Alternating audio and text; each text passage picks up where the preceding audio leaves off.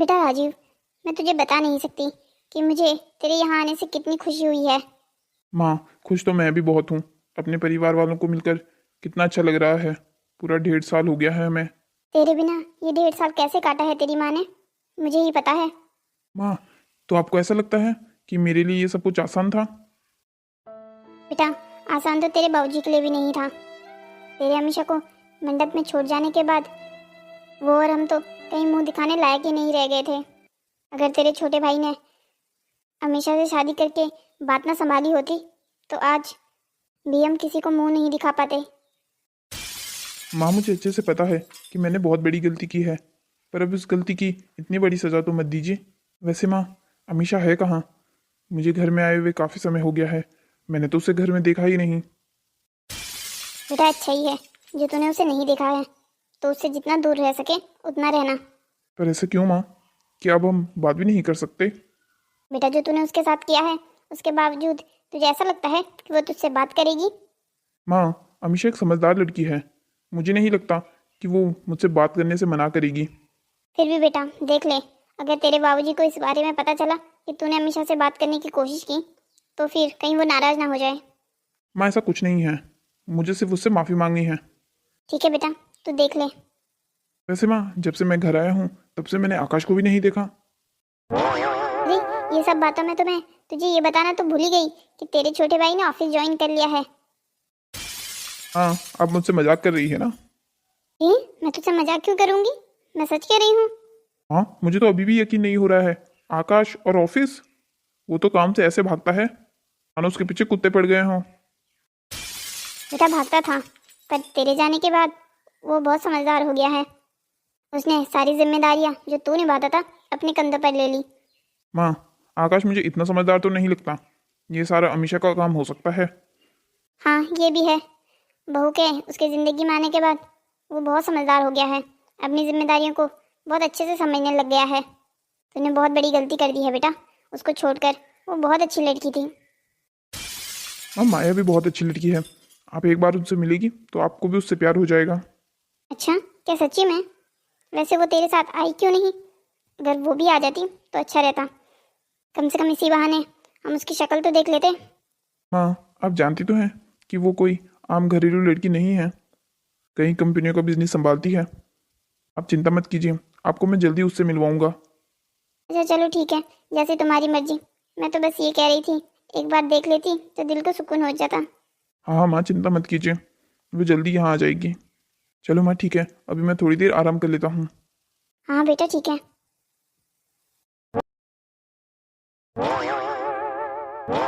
माँ जी लीजिए, मैं आपके लिए चाय लाई थी। अब क्या इसे मेरे सर पर रखेगी? रख दे यहाँ सोफे पर। क्या बात है माँ जी, आप कुछ परेशान लग रही हैं। हाँ परेशान तो हूँ, जैसे ससुर जी की वजह से परेशान हूँ। क्या बात है माँ जी, पापा जी ने ऐसा क्या कर दिया जो आप परेशान हो रही हैं? उन्होंने कब से कह रही हूँ, उनकी तबीयत कितने समय से खराब है, मेरे साथ डॉक्टर के पास चलिए। पर वो है अपनी तबीयत को हमेशा यूं ही हल्के में लेते रहते हैं। माँ जी आप चिंता मत कीजिए, मैं आज पापा जी से बात करती हूँ। हाँ तू ही बात कर, तेरी बात तो सुनते हैं वो। जी आप बिल्कुल चिंता मत कीजिए, मैं पापा जी से आज बात करती हूँ और आप देखिएगा वो मान जाएंगे हॉस्पिटल जाने के लिए। तो एक काम कर, जा कमरे में बैठे हुए हैं, अभी बात कर ले ताकि कल की अपॉइंटमेंट ले लूँ मैं डॉक्टर से। ठीक है माँ जी, मैं अभी पापा जी से बात करके आती हूँ। पापा जी अंदर आ जाऊँ क्या? हाँ हाँ बेटा, आ जाओ आ जाओ। क्या बात है बेटा, कुछ काम था क्या? नहीं पापा जी, कुछ काम तो नहीं था, मैं तो बस यूं ही आपको देखने आ गई। आपकी तबीयत तो ठीक है ना पापा जी? हाँ हाँ बेटा, मेरी तबीयत को क्या होना है, मैं बिल्कुल ठीक हूँ। देखो, तुम्हारे सामने अच्छे से बैठा हुआ हूँ। पापा जी आप इतने प्यार से झूठ कैसे बोल लेते हैं, जरा मुझे भी तो सिखाइए। मैंने कौन सा झूठ बोला है बेटा? तुम किस चीज़ के बारे में बात कर रही हो? यही कि आपकी तबीयत बिल्कुल ठीक है। आपको अच्छे से पता है कि हम सबको पता है ये बात कि आपकी तबीयत ठीक नहीं है। काफ़ी समय से आप डॉक्टर के पास भी नहीं जा रहे हैं। पापा जी आप अपनी सेहत के साथ ऐसे खिलवाड़ क्यों कर रहे हैं? आप अपने लिए यहाँ से ही हमारे लिए चले जाइए। देखिए ना, आपकी वजह से माँ जी भी कितनी परेशान है। अरे बेटा, उसको तो परेशान रहने का शौक है। वो तो परेशानियां नहीं भी होती है ना, तो भी किसी न किसी चीज़ को ढूंढ कर उस पर परेशान हो जाती है। बाबूजी, आज मैं आपकी कोई बात नहीं सुनूंगी। कल आपको मेरे साथ और माँ जी के साथ डॉक्टर के पास जाना होगा। अरे क्यों ले जाने को तुले हुए हो तुम मुझे डॉक्टर के पास? मैं बिल्कुल ठीक हूँ, कह तो रहा हूँ। पर पापा जी। बहू, बेटा बस बहुत हो गया।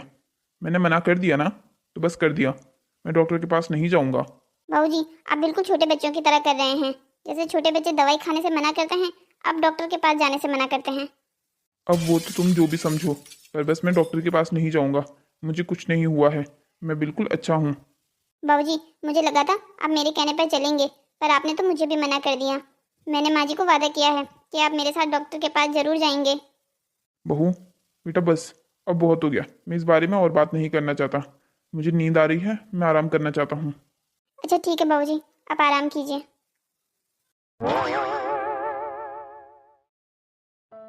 हे भगवान, ये तेरा कैसा खेल है? चाहकर भी अपने परिवार वालों को नहीं बता सकता कि मैं डॉक्टर के पास जाने से क्यों मना कर रहा हूँ। ओह, मैं तेरा कब से इंतजार कर रही थी। क्या हुआ, मान गए तेरे बाबूजी? कल चलेंगे ना वो हमारे साथ डॉक्टर के पास? माँ जी, मुझे माफ़ कर दीजिए। मैं बाबूजी को नहीं मना पाई। उन्होंने तो मुझे भी मना कर दिया। उन्होंने साफ साफ कहा है कि वो डॉक्टर के पास नहीं जाएंगे। क्या? उन्होंने तुझे भी मना कर दिया? अब तो पक्का कुछ ना कुछ गड़बड़ है। कैसी गड़बड़ माँ जी? बहू, तो अच्छे से जानती है तुझे वो कभी भी मना नहीं करते, चाहे बात कितनी ही बड़ी क्यों ना हो। पर आज उन्होंने तुझे भी मना कर दिया, मतलब समझ रही है तू इसका? नहीं माँ जी, मैं तो कोई मतलब नहीं समझ रही हूँ। इसका सीधा सीधा मतलब है कि वो हमसे कोई बहुत बड़ी बात छुपा रहे हैं। पर माँ जी, क्या पता है सच में बाबूजी को ऐसा कुछ ना हो। नहीं, मेरा दिल नहीं मानता। अब जब तक मैं पता ना कर लूँ कि तेरे बाबूजी को क्या हुआ है, तब तक मैं चैन से बैठने नहीं वाली। क्या माँ जी फालतू में ही ज़्यादा सोच रही है, या माँ जी जो सोच रही है वो सच है? हे भगवान, जो भी हो बस कुछ बुरा ना हो। आखिरकार आप मुझे सच बता क्यों नहीं देते? अरे भाग्यवान, क्या हो गया है और किस सच की बात कर रही हो तुम? यही कि आप मुझसे क्या छुपाने की कोशिश कर रहे हैं। मैं अच्छे से जानती हूँ, आप कोई ना कोई बात तो मुझसे छुपा रहे हैं। अरे भाग्यवान, ऐसा कुछ नहीं है।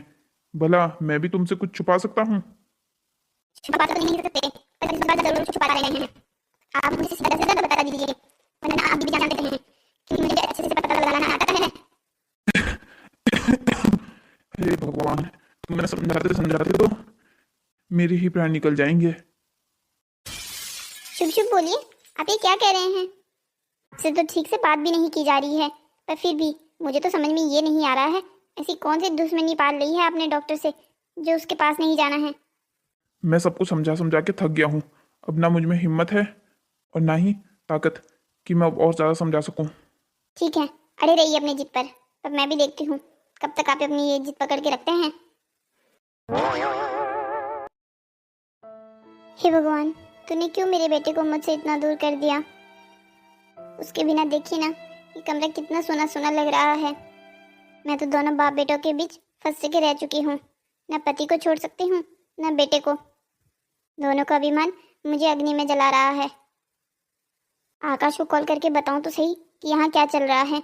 उसके बाबूजी हॉस्पिटल जाने के लिए तैयार ही नहीं हो रहे हैं। क्या पता ये सुनकर वो यहाँ आ जाए कि उसके बाबूजी बीमार है। हेलो बेटा राजीव। हेलो माँ, कैसी हैं आप? मैं तो बेटा ठीक हूँ, तू बता तू कैसा है? मैं भी ठीक हूँ माँ। क्या बात है, आज आपने बहुत दिनों बाद कॉल किया है? बाबूजी आपको मुझे कॉल करने से मना करते हैं क्या? अरे नहीं बेटा, ऐसी कोई बात नहीं है। क्यों झूठ कह रही हैं माँ?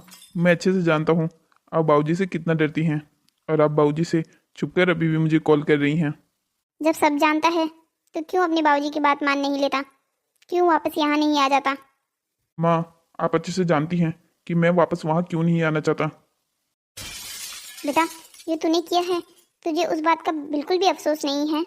माँ, अफसोस है, बिल्कुल है, पर अब इसका मतलब ये तो नहीं कि इस अफसोस के साथ मैं अपनी पूरी जिंदगी गंवा दूँ। बेटा देख, भूल जा सारी पुरानी बातों को, तू वापस यहाँ आ जा।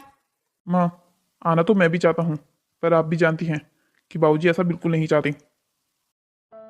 बेटा राजीव, तेरे बाबूजी बहुत बीमार है। वो किसी से कहते नहीं हैं, पर सबको पता है कि उनकी तबीयत बहुत ज़्यादा खराब है।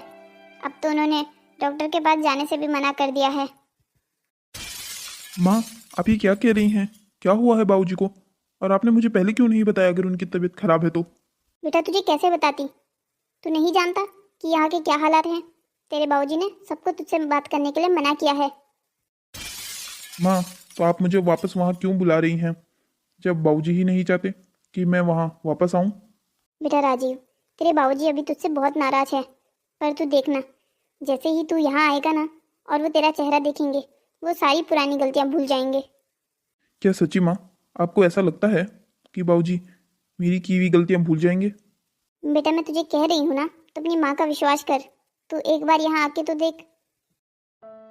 वो भले ही मुंह से कुछ ना कहे, पर उनकी आंखें हमेशा तुझे ढूंढती रहती हैं। मैं जानती हूँ, रात को चुप चुप के वो तेरे कमरे में आकर बैठे रहते हैं घंटों घंटों। क्या सच्ची में माँ, बाबूजी वो मुझे याद करते हैं? हाँ बिल्कुल बेटा, वो क्यों याद नहीं करेंगे तुझे? बच्चे चाहे कितनी बड़ी गलती कर दे, पर माँ बाप के लिए तो वो हमेशा ही प्यारे रहते हैं। बेटा बस तू एक बार यहाँ आ जा, बाकी सब कुछ मैं देख लूँगी। ठीक है माँ, मैं आने की कोशिश करता हूँ। ठीक है बेटा, मैं तेरा इंतज़ार करूँगी।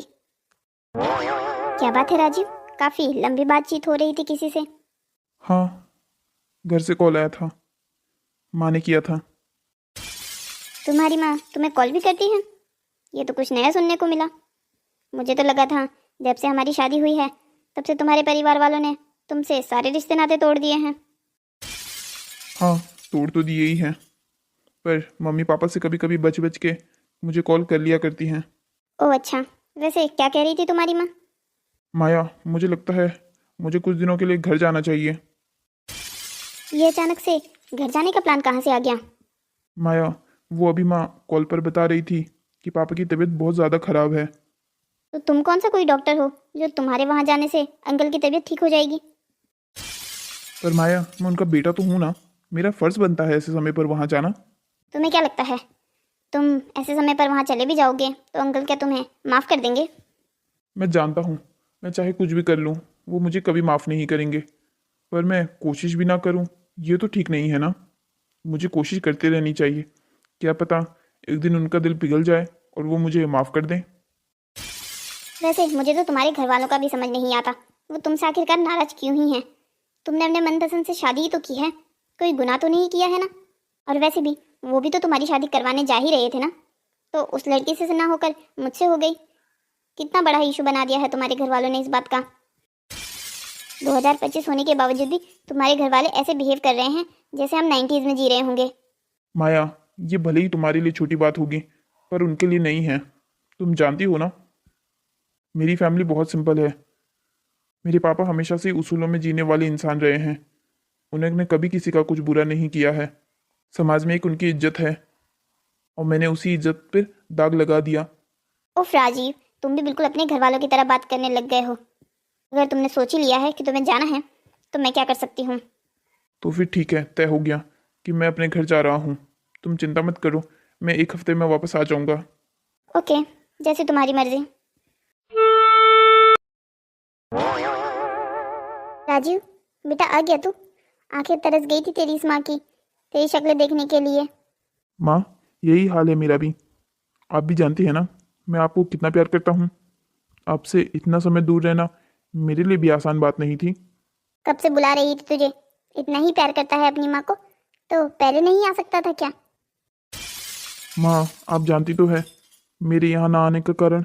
जानती हूँ बेटा, अच्छे से जानती हूँ, पर तू भी तो ये बात अच्छे से जानता है ना कि तेरे बाबूजी भी गलत नहीं है। माँ, आप सभी लोग अभी तक उस बात पर क्यों अटके हुए हैं? उस बात को 1.5 साल हो गया है। अब तो कम से कम मुझे माफ़ कर दीजिए। बेटा राजीव, मैंने तो तुझे उसी दिन माफ़ कर दिया था, पर जिससे तुझे माफ़ी मांगनी चाहिए वो हमेशा है।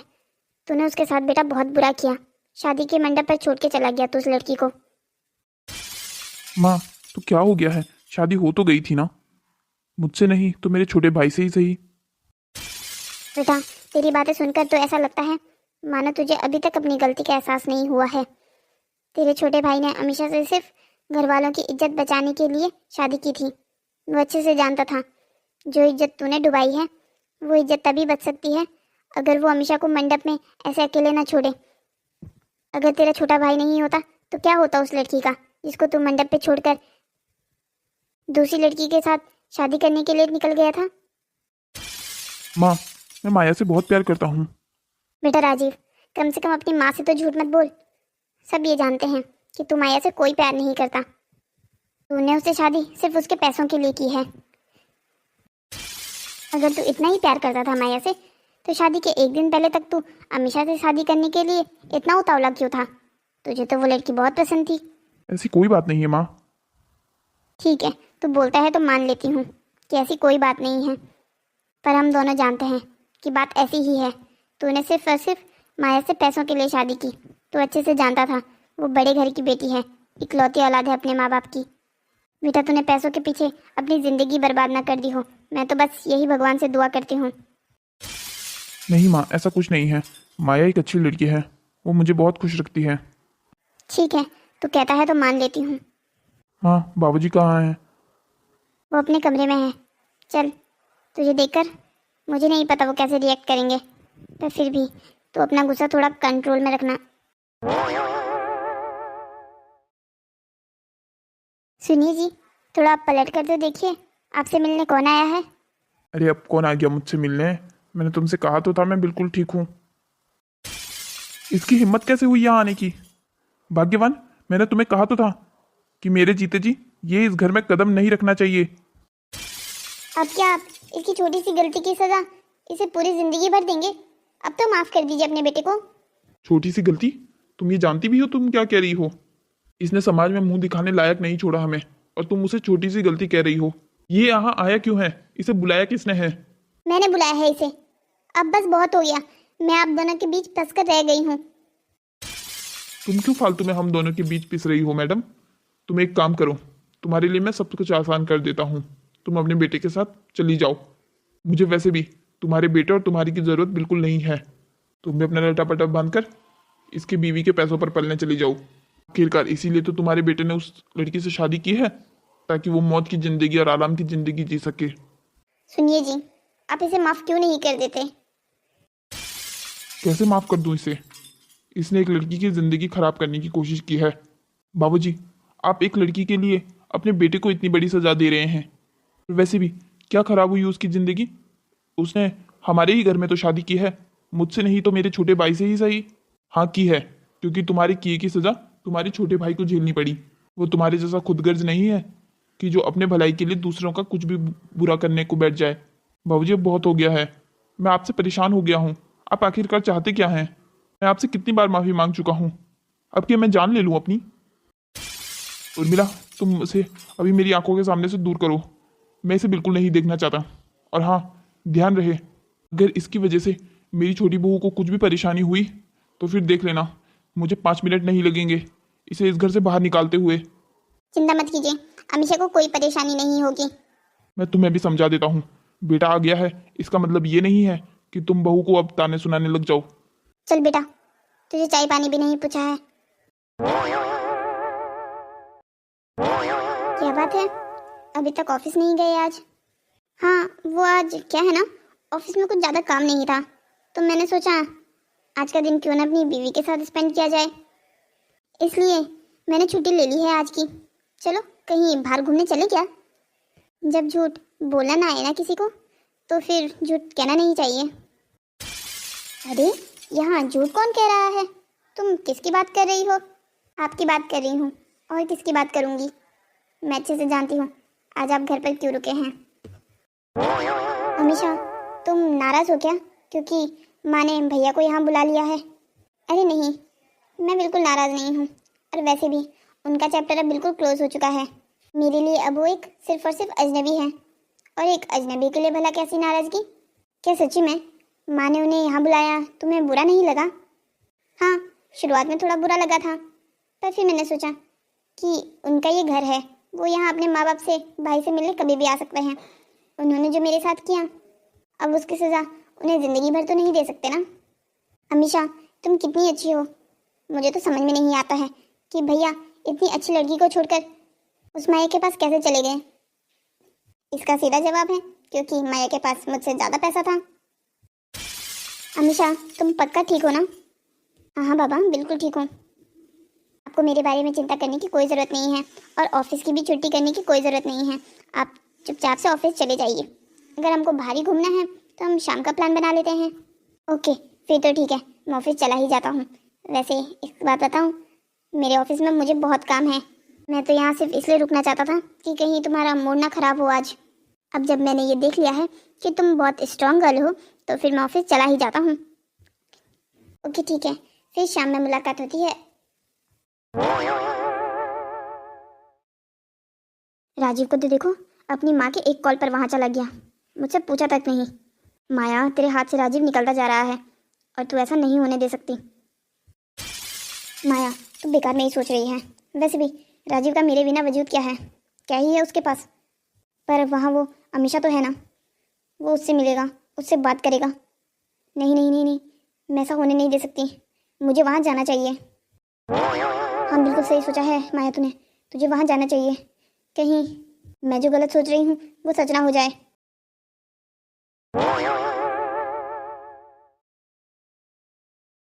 अमीशा, तुम क्या मुझसे भाग रही हो? नहीं, ऐसी तो कोई बात नहीं है। मैं कब से तुम्हारे पीछे चल रहा हूँ, तुमने एक नज़र भर मुझे देखा भी नहीं। अब इतनी भी बेरुखी ठीक नहीं। मैंने कहा ना, ऐसी कोई बात नहीं है, तुम्हें गलत लग रहा है। अच्छा चलो छोड़ो ये बातें, ये बताओ तुम कैसी हो? तुम्हारे मुझे मंडप में छोड़ने के बाद मुझे कैसा होना चाहिए? क्या तुम भी बाकी परिवार वालों की तरह अभी तक उस बात को नहीं भूली हो? मुझे तो ये बात तब तक याद रहेगी जब तक मैं सांस ले रही हूँ कि तुमने मेरे साथ क्या किया था। अमीशा, मुझे माफ़ कर दो। ठीक है, मैंने तुम्हें माफ़ किया। क्या सच्ची में तुमने मुझे माफ़ कर दिया है? हाँ, अभी तो कहा कि मैंने तुम्हें माफ़ कर दिया है। मुझे अब तुमसे कोई शिकायत नहीं है। शिकायत उनसे होती है जिन्हें आप अपना मानते हो, और मैं तुम्हें अपना कुछ नहीं मानती हूँ, इसलिए मुझे तुमसे कोई शिकायत नहीं है।